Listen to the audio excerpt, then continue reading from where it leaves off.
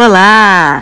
No vídeo de hoje você vai aprender como aplicar uma pré-camada no seu bolo antes de fazer a decoração. Eu me chamo Isadora Soares, seja bem-vindo ao Isadora Soares na Cozinha!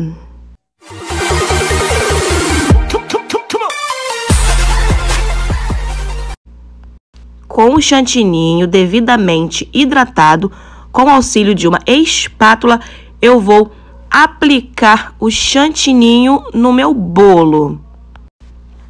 Para fazer essa aplicação da pré-camada, é apenas a espátula. Esse é o movimento que eu faço para fazer essa aplicação.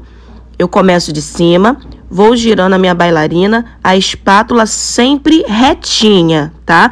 Ela não pode ficar torta, senão vai ficar torta a sua pré-camada.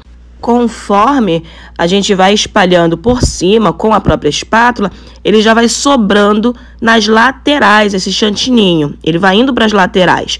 Então, com a espátula ainda virada para o bolo, você faz esse movimento, girando sempre a bailarina. Ali você vai aplicar o chantininho nas partes onde você vê o bolo. A pré-camada, ela serve para unir as migalhas de bolo. Se a sua massa ela solta muita migalha, ela pode ficar exposta na decoração. Ainda mais se for uma decoração que seja espatulada, porque a espátula ela vai entrar no bolo e pode retirar um pouco da cobertura. Então, nesse caso, é essencial ter uma pré-camada para evitar que as migalhas apareçam do lado de fora. A pré-camada, como o nome mesmo já diz, ela é uma pré-camada, não é a camada final da cobertura da nossa decoração. Então, ela vai servir para unir essas migalhas e não tem a necessidade de não aparecer o bolo. O bolo pode sim ficar aparecendo, desde que as migalhas dele estejam todas coladinhas, todas unidinhas na sua massa. Para você que é iniciante, pode ver que dá um certo trabalhinho, mas vale a pena. É muito melhor do que deixar as migalhas aparecendo no seu bolo. Então, na lateral, ela vai ficar retinha. Inclusive, nessa parte, você já pode deixar o seu bolo quinadinho. Só você puxando de fora para dentro, sempre de fora para dentro.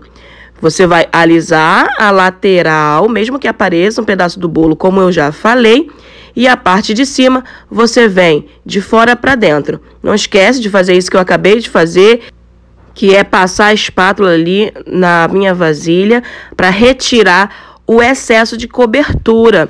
Porque como é uma pré-camada, esse bolo ainda vai ter uma decoração.